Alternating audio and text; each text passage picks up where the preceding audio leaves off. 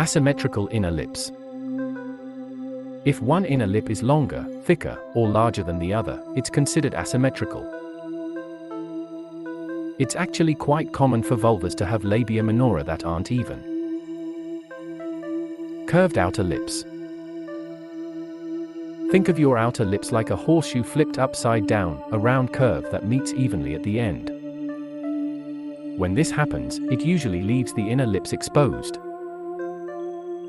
They may or may not extend below your labia majora. Prominent inner lips. More often than not, the inner lips are longer than and stick out from the outer lips.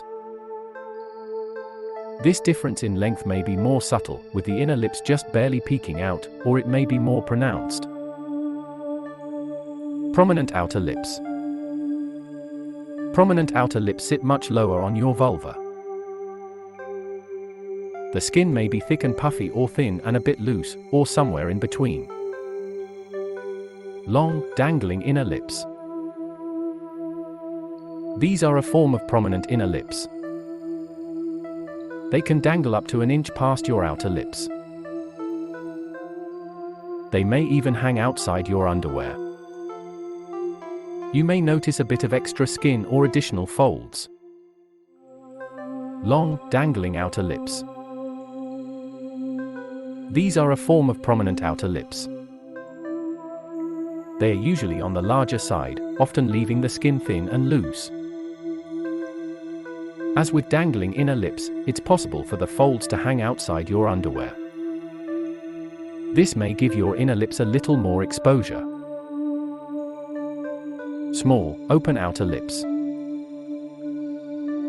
The outer lips are flat and rest against your pubic bone, but they are separated slightly, showing your labia minora.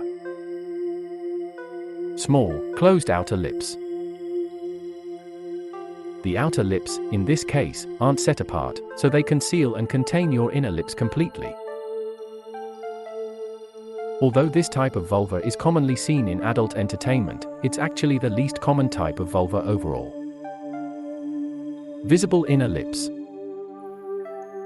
With this type, the inner and outer lips are usually the same size. Your inner lips aren't visible because they are hanging outside the outer folds. They are visible because the outer folds naturally sit or pull toward either side. They can typically be seen from the top to the bottom of your outer lips. What's the average length and width? There isn't a ton of data available on labial measurements, but the most recent study from 2018 trusted source was the largest and most comprehensive so far on external genitalia length. The cross-sectional study, which included 657 participants between the ages of 15 and 84, reconfirmed some findings of previous studies. For instance, there's a correlation between body mass index and labial majora size. The researchers also found a connection between vaginal delivery and labial majora length. Their results suggest the following for the average labia. The right labia majora is 79.71 mm, or about 3.1 inches, long. The left labia majora is 79.99 mm long. The right labia minora is 42.1 mm long and 13.4 mm wide. The left labia minora is 42.97 mm long and 14.15 mm wide.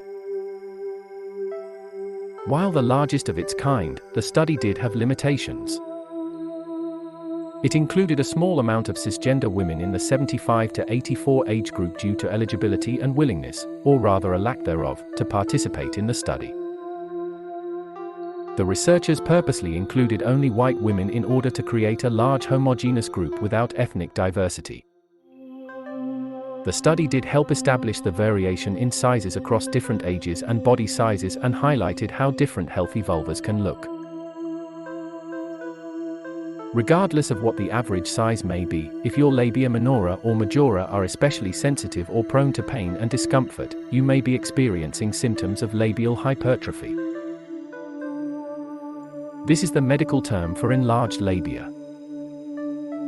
Labial hypertrophy rarely causes symptoms, but for some, it can make cleansing difficult or uncomfortable, and it may ultimately lead to infection.